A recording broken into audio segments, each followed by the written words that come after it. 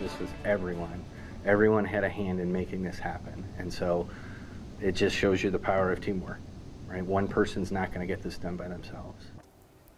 One kit filled with everything a person might need to offer first aid in the case of a mass emergency. The Eaton County Active Violence Team is handing out those kits to classrooms across mid-Michigan. Good evening, I'm David Andrews. And I'm Amaya Kuznicki. A necessary tool to survive an act of violence that no student should have to face. News 10's Riley Connell tells us why first responders say it's about more than just putting federal funding to use. Tourniquets and first aid supplies wrapped in a plastic bag that first responders hope no one ever has to open. We hope it dry rots and it never gets used, but hope is not a plan. And it's so getting those folks to understand that this could happen, and if it does, we are prepared. Communities are at risk as the number of mass shootings in the U.S. continues to climb each year.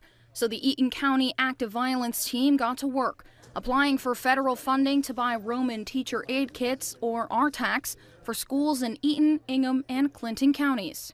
As a parent myself, I feel safer having this stuff out there. Truly, I do. First responders say the need for these kits in classrooms really comes down to simple math. It takes them an average of 9 minutes to respond to the scene of a mass emergency.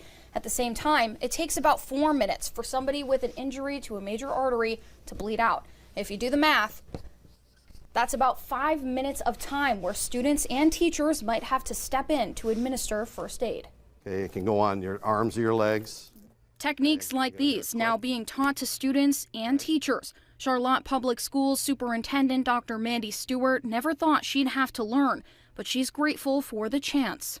It is difficult as educators to think about that with our kids, but it'd be even worse if we don't have the supplies or the knowledge to help if that emergency happens. Another step taken to protect Michigan schools in the face of danger.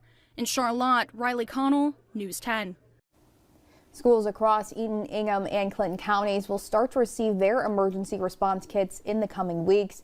Soon, police vehicles will also be equipped with a similar kit. Well,